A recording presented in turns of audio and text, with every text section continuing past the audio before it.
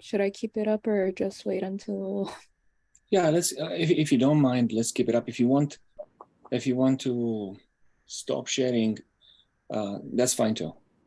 And then we'll resume. You're going to be the first one. Yeah. Let's see if we have the second speaker. Maybe not yet.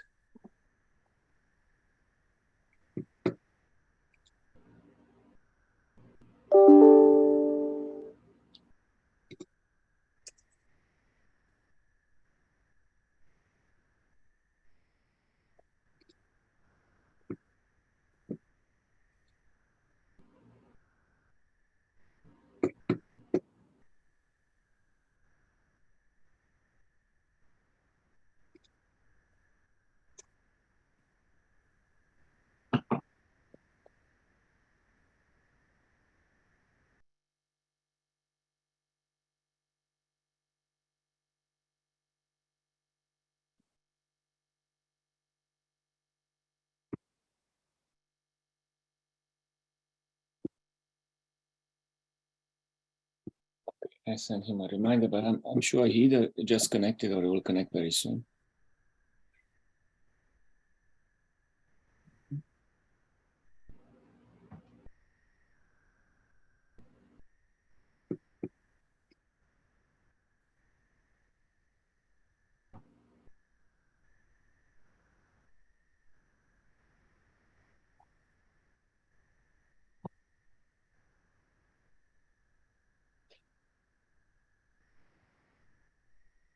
Oh, okay, Ben is here. Hello, Ben. Ben. Oh, there you go. Can I call you Ben or should I call you Benedikt? Ben is fine also. Hi. Hello. So how do I say your family name? It's Fauseweh or? Correct. Yes, that's correct. Perfectly spelled. Okay. Do you wanna try the to try to share the screen to see if you can? All right. Well then, Norhan, let's yeah. Also. Yeah, release and then see if we can get the second speaker. That's good. This is the entire perfect. Yeah. Yeah. Can you see it? Mm-hmm. All right. Okay. So because it is 3 o'clock, I mean, might as well just go ahead and get started. Looking through the list of participants, we have 27 participants, and to my knowledge, this session is being recorded already. And now there's Terrell. And I'm just acknowledging the leadership of the Workforce Development TAC. How are you? Good. So now we are at 30 participants, and let's just slowly get started. What? It is August 16, it's a Tuesday, it's 3 p.m. Eastern, and this is basically the time when we normally have ePoster sessions. My name is Adrian German. I'm a member of the QED-C Workforce Development TAC, and I served as a chair of the TAC last year. So this year, the leadership is for the TAC. Terrell France, who just waved, is the vice chair, and then Charles Robinson from IBM Quantum is the chair. Whether he will make it or not, we don't know, but if he makes it, we will know. And what can I just welcome everybody to this session. We have right now about 33 people in attendance, and let's just get started with the very first speaker. Before let me just share the screen very briefly and say that this is the plan for today. If you go online, you could get basically all the presentations that we had in the past. This is session number 15. So this has been going on for about 2 years. We started in 2020 at about this time. At the time, chair was John Candelaria from Stanford, System X. And every time we had 4 presenters. Today we tried to do something different. I also want to clarify that with 4 presenters, even though we originally planned for an hour, we would basically, it would, I hope I'm sharing, right? So, Norhan, you can see the list of people? Yes. Yeah. Very good. So Although we always had and planned to last 1 hour, it actually took us 90 minutes. So today, for the first time, we have only 3 presenters, and with the goal of actually getting 20 minutes, 15 plus 5, 15 presentation, 5 minutes question and answers. And also today we had the, I guess, unfortunate situation that the third presenter called me and he said he has a traveling situation with a little bit of an emergency. So he probably won't be able to make it today, but he would like to reschedule. So that means that we have 2 presenters today. And the first presenter, unless Namit makes it, the first presenter is, as you can see over here, Norhan Eassa from Purdue Physics and Astronomy, member of the Arnab Banerjee lab. So I'm going to stop sharing. I'm going to ask her to please share the screen. And I'm just going to say a few words about her. So the title of her presentation, as you can see, is Towards Efficient Quantum Spin Simulations on NISQ Devices. Norhan Eassa will start her 4th year as a physics PhD student at Purdue University this year. She's working, as I said, in Professor Arnab Banerjee's group, and has mainly been working on utilizing quantum computing for quantum simulations. We ask everybody a question: describe your research in terms that a high school senior could relate to. And she says her research focuses on exploring how well we can use quantum computing as a new tool to simulate different quantum systems and materials efficiently. Her research has been exploring different simulations methods in order to see how accurate the results could get. Norhan has had collaborations in the past with both IBM and the Los Alamos National Lab. She has interned there before and would be thrilled to be able to intern again. So with this, please join me in welcoming her and let her start her presentation. Thank you. Thank you. Thank you so much for the introduction. Yeah, so this is the talk that I'm going to begin with, Towards Efficient Quantum Spin Simulations on NISQ Devices. And of course, these are all the great people that have helped me through this. These are the main points of discussion that I will be going with. And yeah, I guess I might as well begin. So the first thing that I want to talk about is the motivation and the background basically to our work. So the main reason that we're doing this and studying spin systems is that we want to look at magnetic molecules and systems that are modeled as finite-sized spin systems, as they demonstrate a lot of interesting quantum phenomena and can be used in future technologies. And so one of the main techniques to probe the correlation functions and the dynamics of such magnetic systems is inelastic neutron scattering. And so in such inelastic neutron scattering experiments, to further understand like the results and the dynamics of our systems, one of the main measurements is that of the magnetic neutron cross or the intensity spectrum, which is pretty much listed here below. And what we wanted to look at is this expression that is found within our magnetic neutron cross-section, which represents the coefficients of the dynamical spin-spin correlation functions. So it's this expectation value right here, where we're getting the correlation between 2 spins at different times, one at a certain t and one at the initial point. Alpha and beta right here can be x, y, or z spins, and I and j are the indices for which spins you're looking at. So we wanted to measure these coefficients on actual quantum hardware, specifically IBM quantum hardware.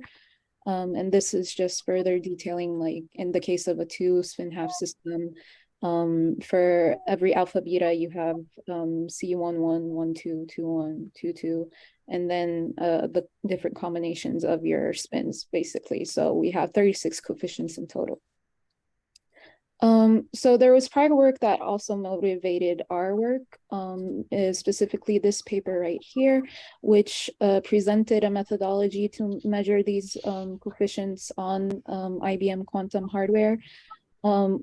We were motivated, however, to move or to like add to it because they had 2 main things that we wanted to work on. The first point was the fact that they only used trotterization, which is a method for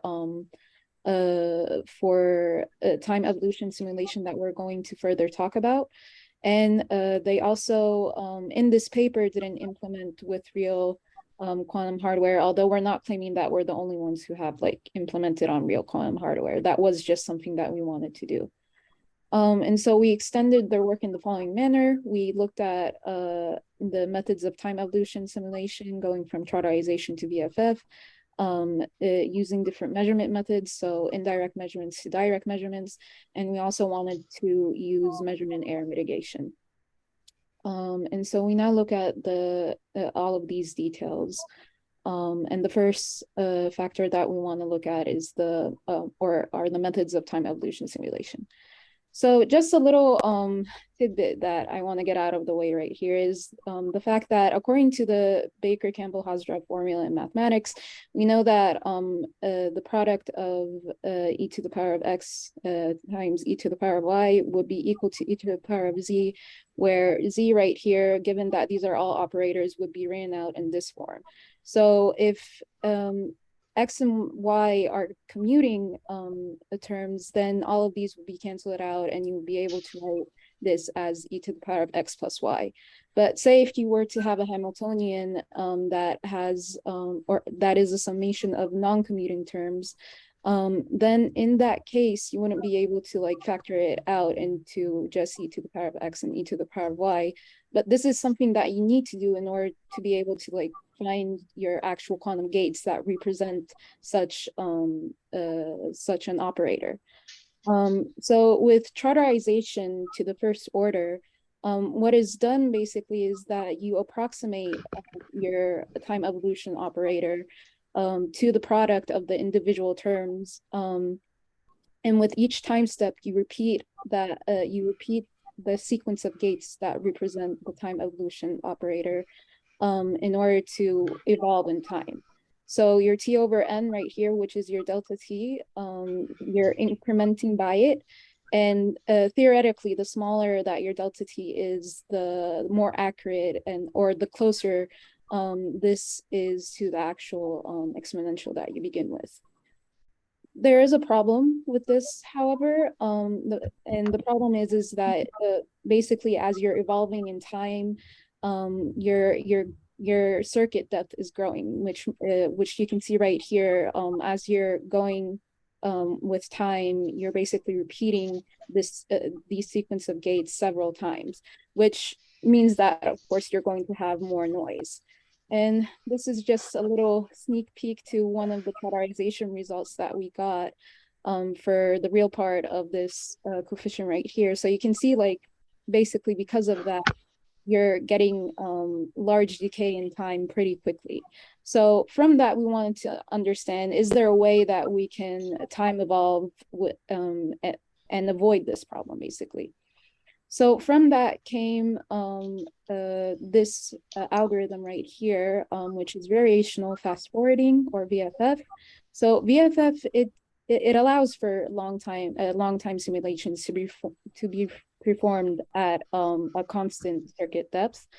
And we do that by finding diagonalized ansatz that is approximately equal to this initial Trotter expansion that we would have. So to give a little bit more information, you begin with a certain Hamiltonian, and you get the Trotter approximation for that time evolution operator. But instead of just sticking to that, as is the case with trotterization, you want to find this diagonalized ansatz in the form of W dagger, where W is your unitary of eigenfunctions, and D is your values. Sorry, is there something?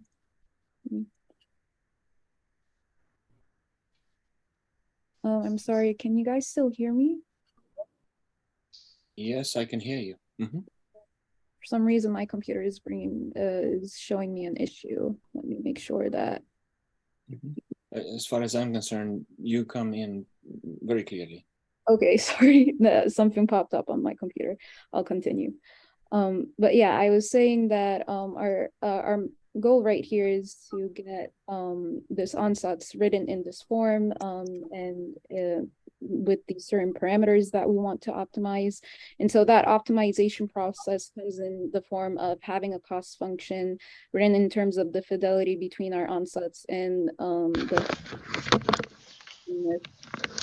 when we minimize this cost function, this gives us pretty much the optimum parameters. And so it's a gradient descent optimization loop that we go through to minimize this cost function. And at the end, we finally reach this diagonalized ansatz with the optimized parameters.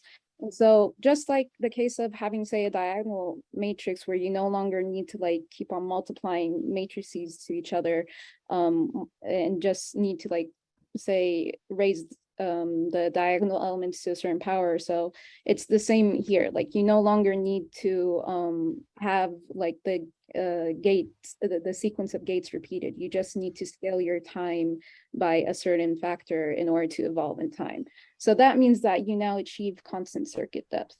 And so this, if we look back at that one result we have, the red line right here is what represents the VFF results. And we can see that it's pretty close to your exact results. And you don't really see that decay come in so quick. So that was pretty much the first factor that we wanted to look at in order to understand like how can we get our results to become more accurate. The second factor that we looked at was measurement methods. So the two measurement methods that we looked at were indirect versus direct measurements. With indirect measurements, sort of the standard way of having and also having an ancilla qubit where there are controlled operations between the ancilla qubit and the system qubits, and then you take the measurement on the ancilla. While this paper right here presented a methodology to convert between indirect to direct measurements, and instead of like having those controlled operations, we now have mid-circuit projective measurements between the two system qubits. So this is basically just a way to reduce the number of qubits that you use in order to take a certain measurement. So that was something that we wanted to look at. Along with the third factor, we wanted to look at measurement error mitigation. So in measurement error mitigation, basically what you have is that you have your counts or the results basically in the noiseless ideal case, and then you have the counts in the noisy case.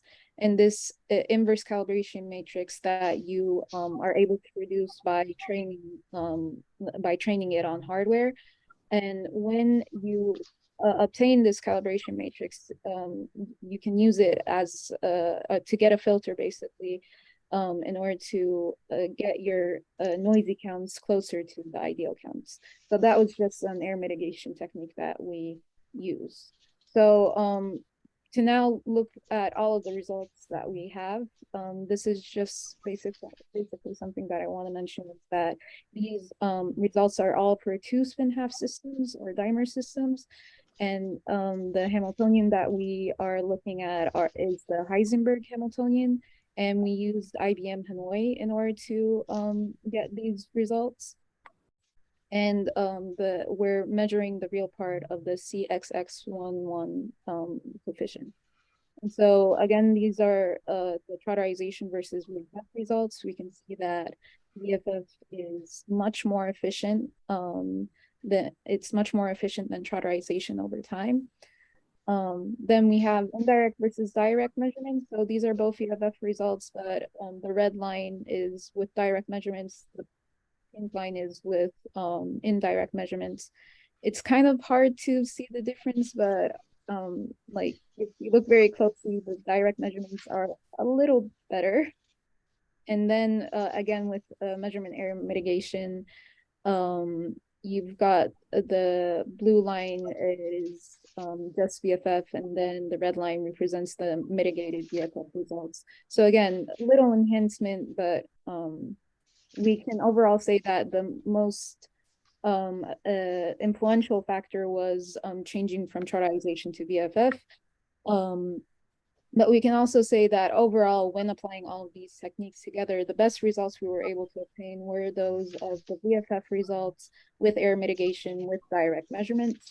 And so that's just showing that all of these techniques do, in fact, make a difference when you're make a great difference when you're getting these results. And so those are the results that we have right now. What we aim to work on, however, is to scale our results. So instead of just looking at two spin systems, we want to move to larger systems.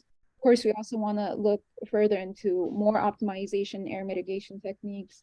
We want to look at more complex models, more complex Hamiltonians, basically, and we want to start using these simulations to be able to compare them to actual experimental data and see how accurate we can. So by experimental data, in our case, for the sort of data that we would want to look at is inelastic neutron scattering data. So this is an example of dimer results that you can have, and this is actually an example of results that we got with VFF measurements on actual IBM hardware, along with the exact results that we should expect. And yeah, we can see that so far there is, great potential for these techniques used in such situations. And yeah, I would just like to acknowledge the help that I have had from all of these great people. From Purdue University, of course, I would like to thank my PI, Dr. Anna Energy.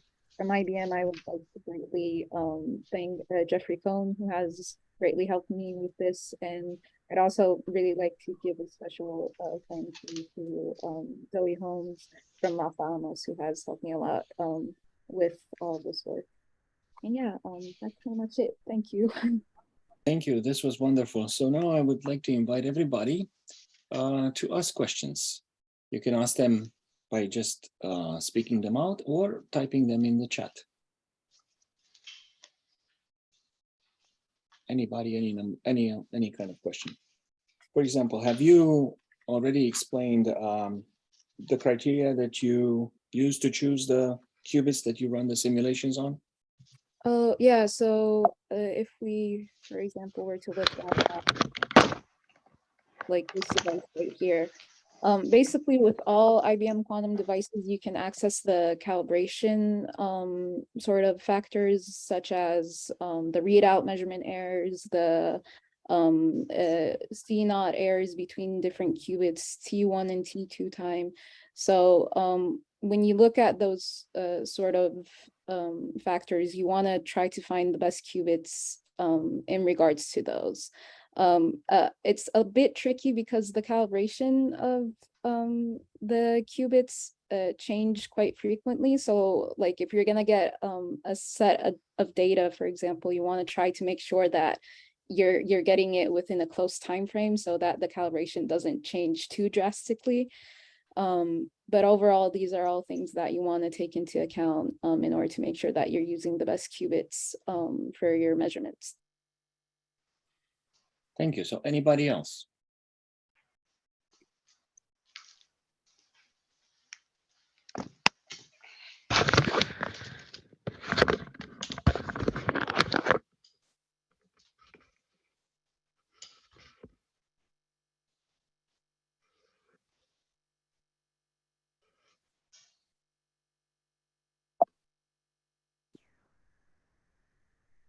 Maybe let me ask a question. Yeah. Actually, I'm quite familiar with this VFF approach, but maybe you can, because now I have a question more with respect to a different method which you could compare to, which would be variational time evolution of, so what you're essentially doing in VFF is that you are diagonalizing your time evolution operator, right? And you do this variationally on a quantum computer. But this, of course, would mean that you can perfectly time translate any state. But typically, you're not interested in translating any state perfectly, but rather like, for example, the ground state or some excited state, for example. Is there some kind, so did you compare, for example, your method to methods that only try to time evolve a certain state with a fixed depth in circuit size? Yeah, so in VFF, so in variational fast forwarding, the algorithm that we were using, that in fact is diagonalizing over the complete Hilbert space, basically. But there are other techniques where you don't need to diagonalize over the complete Hilbert space. For example, like the people from Los Alamos, they have a fixed state VFF algorithm where they do like with along with having the Hamiltonian as initial input, you also have your initial state that you want to diagonalize over. And so that is possible. I don't really have that was a algorithm that I did use a long time ago, but I don't really have current results that I could match up with the results that I have right now. However, I think the problem with fixed state VFF that we did see was that in that case, you can't take the measurements for all of the correlation functions, for all of the coefficients of the correlation functions, Sure. because they're not all within the same space. So that's why we opted for VFF, where it's over the complete Hilbert space, no problem with looking at any coefficient, basically. So that was the main reason why we went with VFF. Oh, yeah, sure. That's a very good reason, actually, because of course, if you have such a correlation function, you expect this to do some excitation on top of the ground state. And if you haven't optimized for that, then that would be bad. No, I completely understand. Okay, thank you. But yeah, that's a great question. And yeah, in general, like for like if you have some other purpose or that you don't need to diagonalize over the complete Hilbert space, there is an algorithm for that, basically. Yeah. Okay, any other questions?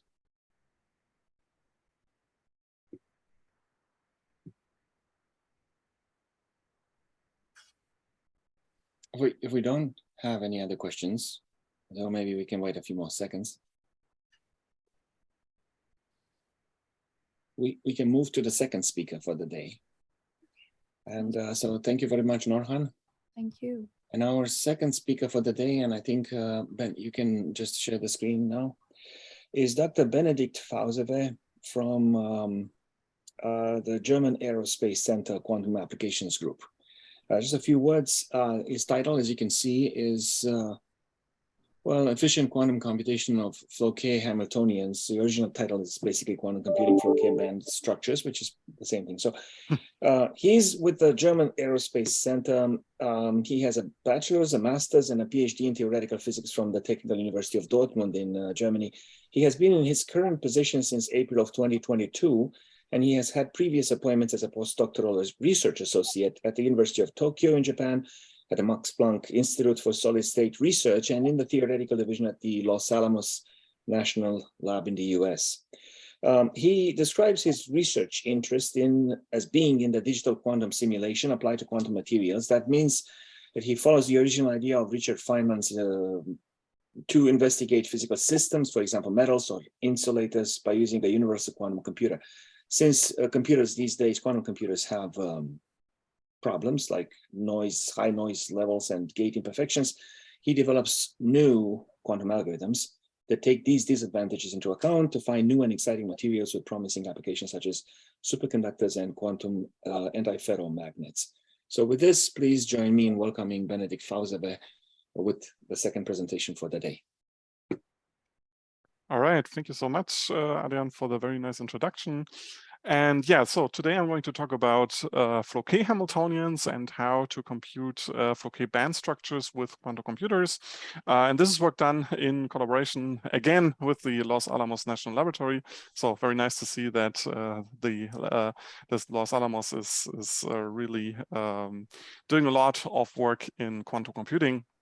And of course, I was also there for 2 years as a postdoc. And this is worked together with Jingzhen Zhu. And we here really ask the question that if you want to compute Floquet Hamiltonians, this is for classical computers actually a pretty hard problem, especially if the systems that you want to look at are interacting. And we said, okay, what can we do there with a quantum computer? But let me start with a short introduction. I think we've all now realized that the last century was the dawn of the digital age, and in this century, we now see the dawn of the quantum age.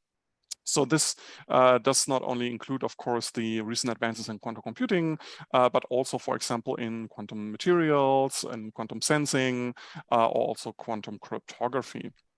And in this talk, I'm trying to combine the top two topics on quantum materials and quantum computing and try to show you how we can, for example, compute interesting material properties in non-equilibrium using quantum computing techniques. Now, the motivation for this work mainly comes also from the recent advances in nonlinear optical spectroscopy for quantum materials. So here I've taken 4 different examples, all of which I'm very interested in, and which I also studied using classical methods. So for example, there are these very famous Higgs oscillations that have been uncovered by the Shimano group in Tokyo, which show that you can actually excite order parameter oscillations of the superconducting condensate using very strong terahertz pump pulses. Then what you can also do in a superconductor is that you can induce superconductivity even up to room temperature in cuprates, alkali-doped fullerenes, and organic superconductors. This is work mainly done by the Cavalieri group in these material systems. Then there's a recent work by the group of Manfred Fiebig at the ETH in Zurich, which showed that you can induce very interesting quantum state dynamics after a complete collapse after a pump pulse.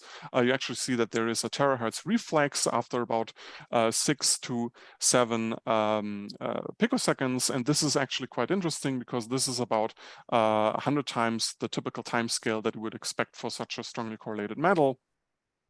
And let me also quickly close this window. Okay. Can I do this? Yes.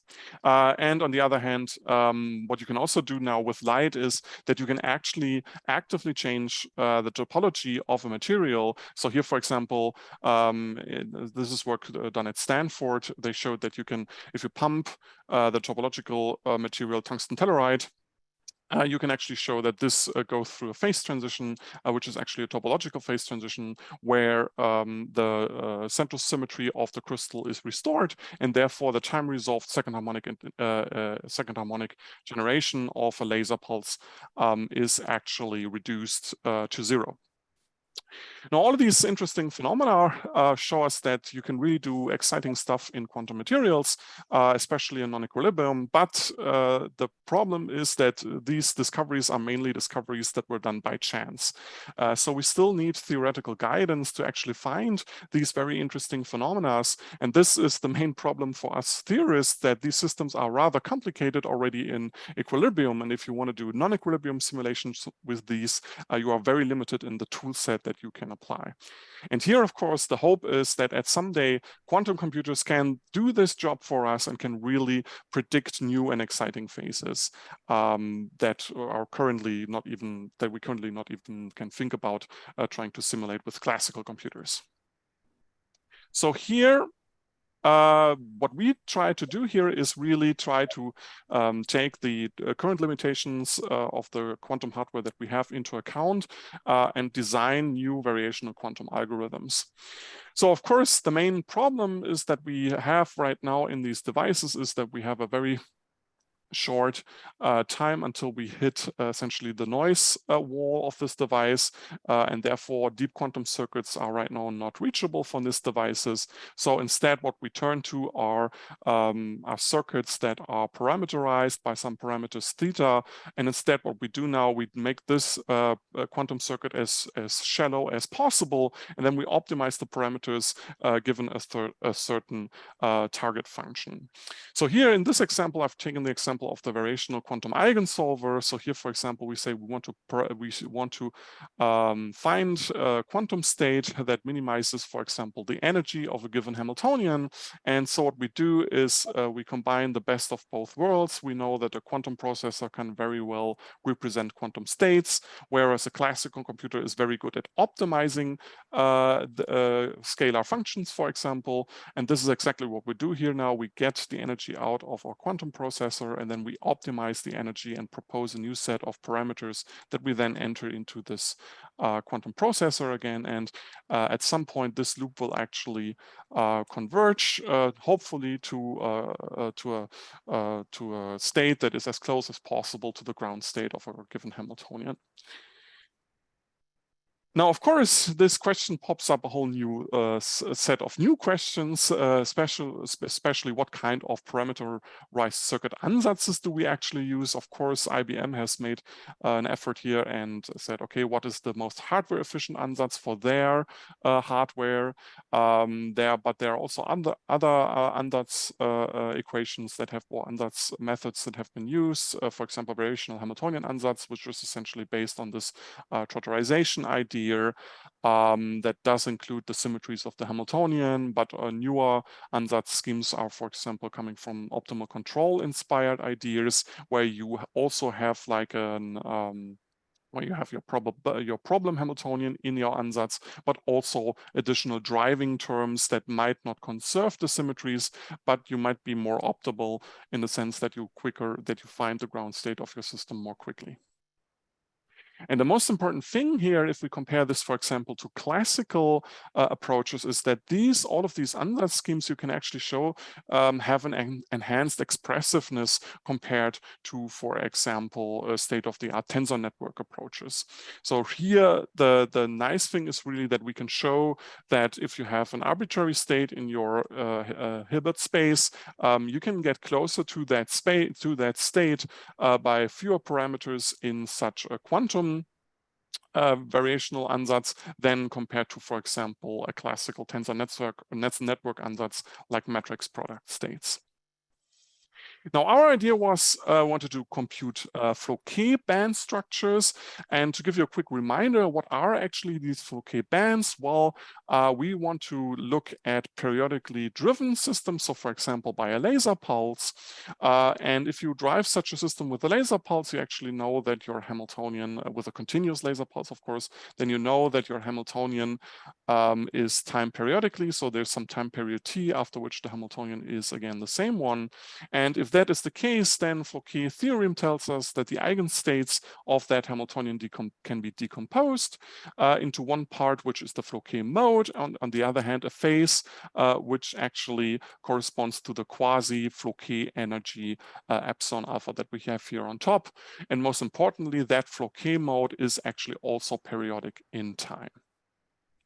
Now, finding these Floquet eigenmodes is actually a classically hard problem, especially for interacting systems. And the idea is now, for our algorithm, is that we use a time evolution, that we again use the time evolution operator over a full period, so that if we apply, for example, this time evolution operator, then we know that we end up in the same state, but only with a certain phase epsilon alpha t attached to it. Now, the basic idea for all of these variational methods is, of course, that we're not dealing with the exact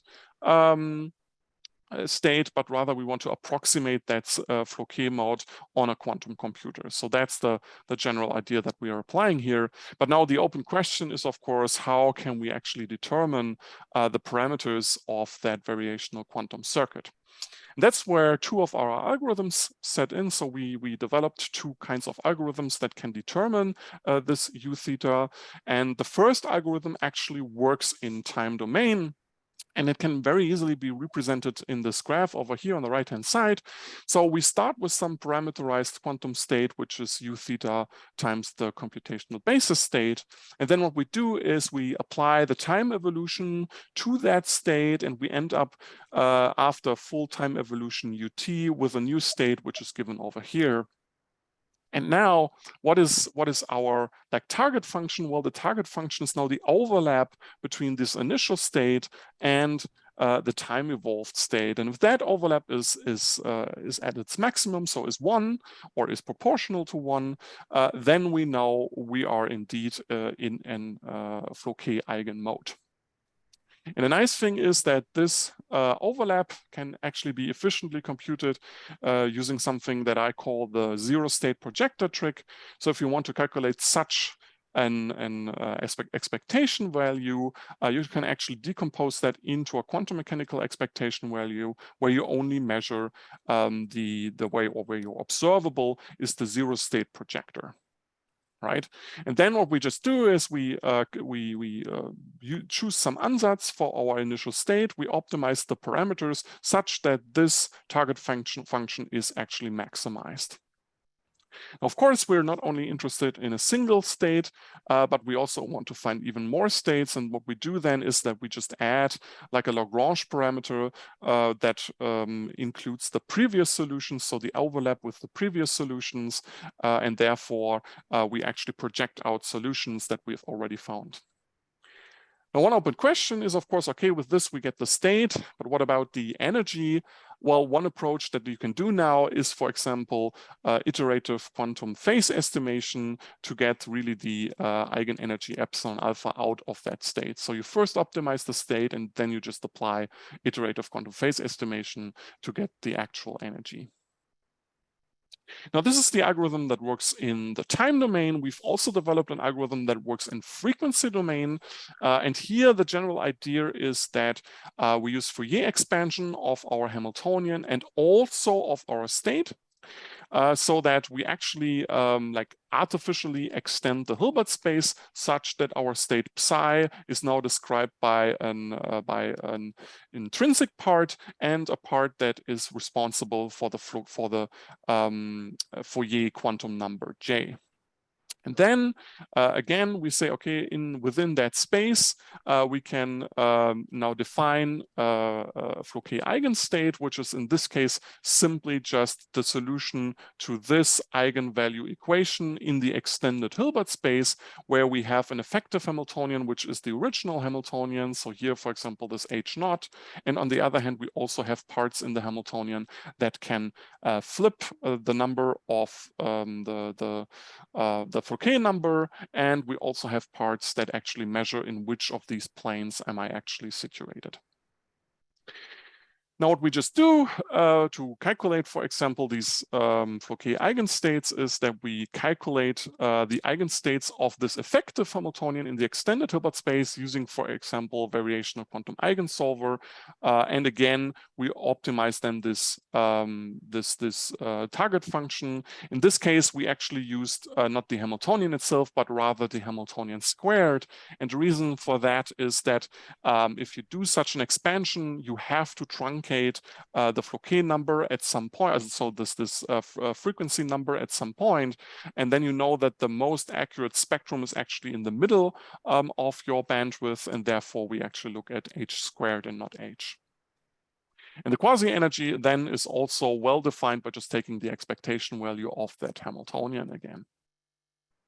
Okay, so we developed these two algorithms, and then we said, okay, do they actually work? So we checked this with a very simple system here, a linear-driven spin 1/2 system, where we choose, for example, for the algorithm 1, just a very simple single qubit ansatz, whereas for the algorithm 2, we need to take into account that we need this additional flow K quantum number J. And here the ansatz is a little bit more complicated, because what it does include now is not, as on the one hand, a qubit that accounts for the state psi, and on the other hand, a QED with states -1, 0, and +1 that is entangled with this qubit. And this is like an ansatz in this mixed qubit QED state. Okay, so this, and what we see here, of course, that this actually works very well. The only difference that you see to the exact curves over here is essentially that here we see some error that is just coming from the fact that we've limited the maximum number in frequency space to 1, or to ±1. And so this is just, of course, a numerical check, but what we are actually trying to do right now, together with the Mons group in Innsbruck, is they actually have they designed a universal QED quantum processor based on trapped ions. And right now we are trying to implement the second algorithm. So this algorithm that can actually use or can make use of this QED technology, and trying to implement this algorithm on a real device to see how well this actually works in this mixed QED qubit device. And I'm sorry going over time. I'm 1 minute over time, so let me finish here. Thank you for your attention. If you have any questions or remarks, you can send me an email. And let me also make some advertisement. We are actually hiring a lot of people. And if you're interested in what we're doing, and you might be interested in working for Germany, for example, for 2 or 3 years as a postdoc, please send me an email and we can definitely discuss that. Thank you so much. Wonderful. So now the floor is open for questions. Anybody? Will this presentation be available? I believe so. So I think it is being recorded. So I'm not the host. Terrell would know more. Normally SRI is setting these things up. Okay. So you can also send me an email. I can send you the slides if you want to. Okay, thank you. Yes. Sure. Thank you very much.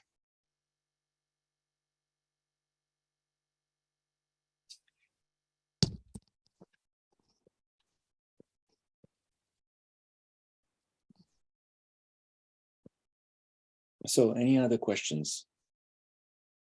Have you explained why the variational quantum algorithms are an improvement over the numerical or analytical approaches for quantum simulations, for example? Yeah, this is really the main reason why we are so much interested in these algorithms, is this enhanced expressiveness, right? So if you are working in the field of in describing the theory of these quantum materials, be it superconductors or antiferromagnets, you can either work, of course, with analytical tools. They are, of course, very limited in scope, be it something like beta ansatz or whatever. They are very much limited in scope. Then you have the more numerical tools, such as, let's say, matrix product states.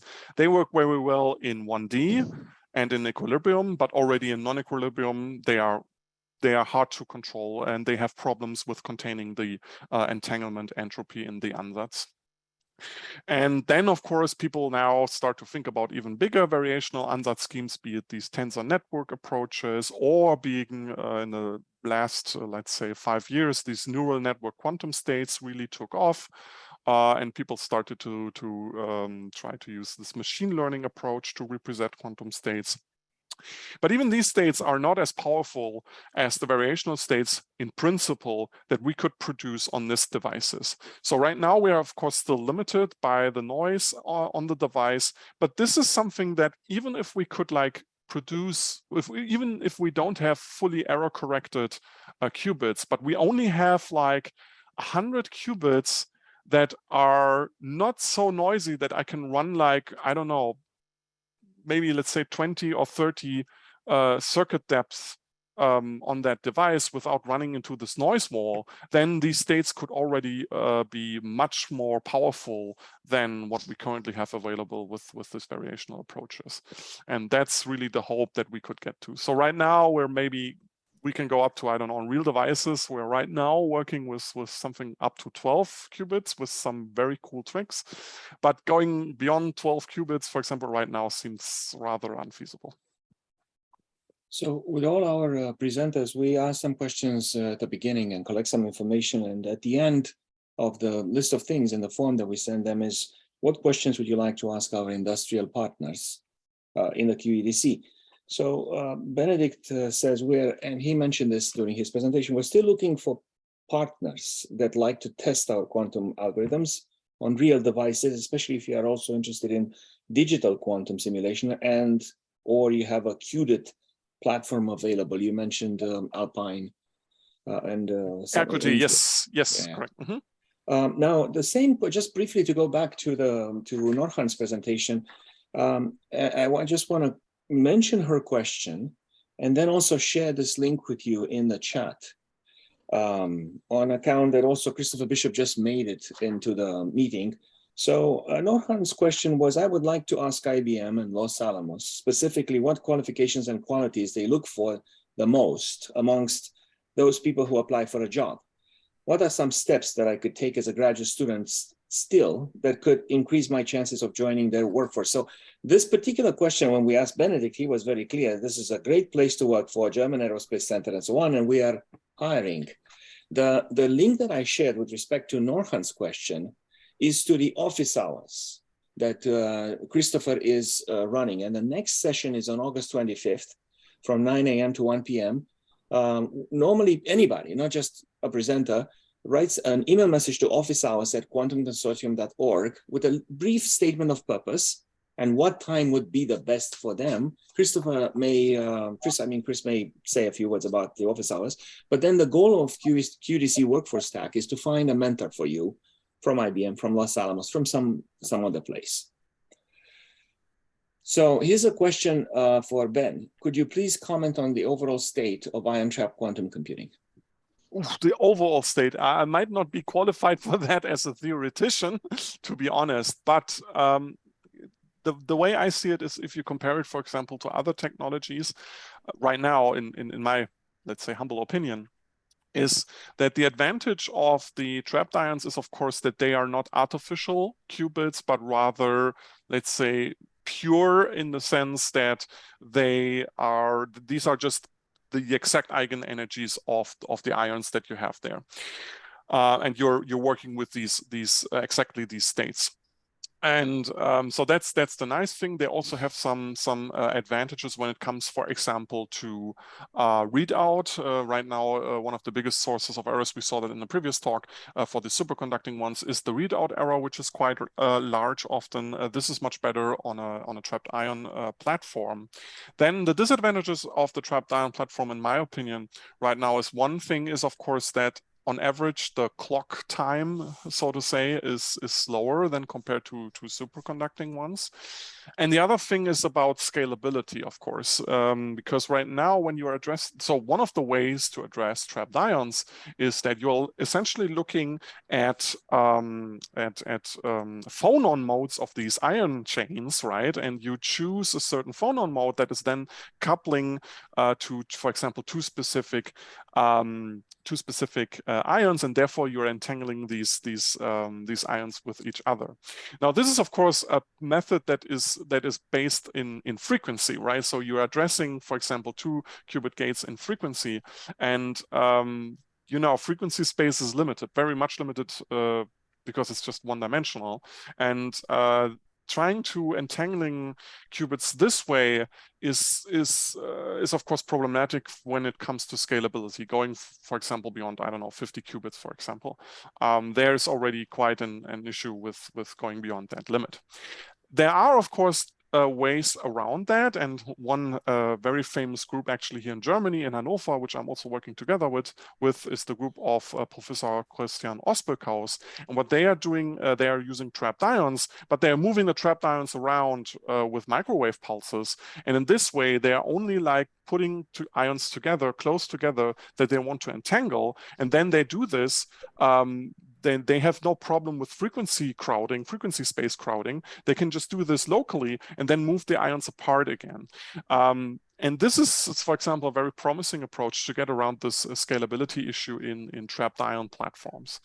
But you see, there's a lot of development there. It's just that I wouldn't put my money on any technology to be the one in 10 years to go through. I have no idea which it will be. But I'm curious to work with all of them. So that's the nice thing for me as a researcher. Okay, well, thank you for this very comprehensive answer. So overall, let me just thank you for your presentation. And as I mentioned, we had 3 presenters, but one of them couldn't make it. But fortunately, we have I'd like to give William Schwaderer a few minutes to make a brief announcement about a technology that he has developed that he might present in the future. I'm live, yeah. This is my first time here, and I haven't understood much of it. So, well, there we have it. My name is Dave Schwaderer. I'm CEO of Shapeshift Ciphers, and I have developed a data encryption technology that's evolutionary, does not involve mathematics. It uses deterministic chaos as its foundation, principles that are over 130 years old. We can neutralize quantum computing Shor's algorithm attacks because there is no periodicity to analyze. Everything is completely random. We present unsolvable problems versus difficult to solve problems, as goes on with every other type of encryption. We provide Shannon perfect secrecy. We also provide maximum Shannon information entropy. As an example, 128 kilobyte file can appear as one of an instance of the number of atoms in the universe raised to the 77,000th power. That's before we start blending in garbage to make it difficult to attack. We're very high performance, 26.5 gigabytes per second, which is 500 times faster than what Google is happy with their Andy Anthem. We're doing that on an 8-core laptop. We can trade performance for encryption strength. And like other presenters, we welcome your interest. You have my email. I would invite challenges. I would invite interest, any kind of testing that you want to do. This is something that's fundamentally different. You may not be comfortable with data encryption, but if you can add, subtract using 2's complement, use the exclusive OR operation to Boolean and shuffle card, be able to shuffle cards, you are there. That's it. Okay, so this particular session is in general undergraduates, graduates, doctoral students, and postdocs. But since you said you are new, that was very meaningful. I have a feeling that there might be a place in a quantum marketplace where basically companies, because you are representing a company, they come and they present its not classified, but categorized in hardware, software, and so on. So I will send you information. And then there is also a question for you. Could you comment on hardware versus software approaches in quantum security? Well, you have to ask what kind of data encryption you would be using. I'm focusing on data encryption. The problem with mathematical foundations is that they can be cracked by mathematics. And NIST, National Institute of Standards and Technology, had 2 finalist candidates for standardization. One got cracked in January, and then one got cracked 2 weeks ago. If and when the standards get cracked, there's going to be chaos in the market. We can benefit from hardware accelerators, but everything we do right now is pure software because we want to scale from IoT up to cloud-based systems. So Kevin, does that answer your question?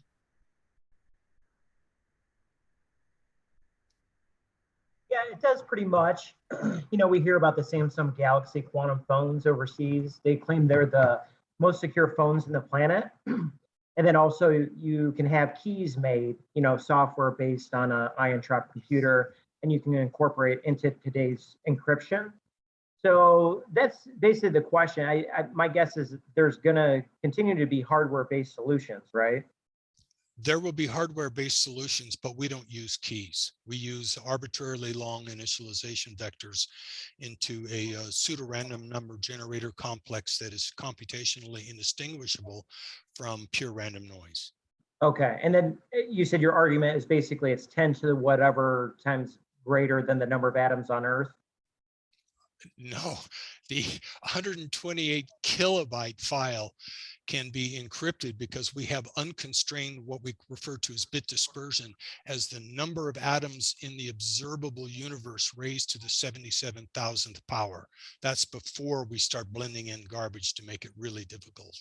Okay, and then is there a way currently to measure entropy or randomness? Say if you went hardware approach, current day approach, and then like software quantum approach as well? There are There are random bit analysis routines that are out. DieHarder 2, Testo 2, 02, things like that, that will go in and look at the bit distribution, not just the number of zeros versus the number of ones, but their patterns, whether they repeat and things like that. But it basically gets to a point where if you're computationally indistinguishable from pure random, then you're basically there. Does that help? And you're saying you wouldn't need like a supercomputer to measure randomness. It's just assumed. Oh, you can do random. Bitdefender is out of, I believe, University North. No, DieHarder 2 is out of University of North Carolina, and they have this guy has a package. I don't remember his name, but he has a package you can download, and it'll run it through like 20 different tests for a quality of randomization. Awesome. Okay. Thank you. Thank you. Okay, thank you so much. And this brings us pretty much to the top of the hour. So we're supposed to finish in about 3 minutes. If anybody else has any announcements, Terrell or Chris, this would be a time to do them, to make them. I have none. Thank you. Okay. Other than see you all next time. Yeah. Next time is going to be October 18. We'll send you an update. Thank you very much, David. I have your email. I'm going to send you information about the quantum marketplace. And this concludes our session today. Thank you so much for attending.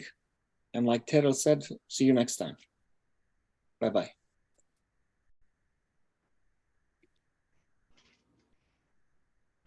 Adrian, nice job. You're on mute. Anyway, it was great. Yeah, so thank you, and thanks for coming. Yeah, no, sorry I was late. I had another call, but these are great sessions. So people can get specific mentors if they ask, or not really? I haven't been doing that, but I'm getting more requests for specific kinds of connections. I've been sort of enjoying putting people together who are in different fields because I think it makes for interesting conversations. But yeah, that's better. Who have been sort of returned students are asking for more specifics. So I'm starting to be sensitive to those requests and try to put people with people that are experts in the field they're studying or whatever. Yeah, no, I think a mentor is better than no mentor. And then, of course, with time, they can converge towards, I don't know, a different mentor. Yeah. So, thanks for all you do. Well, thank you, man. I think it's been great.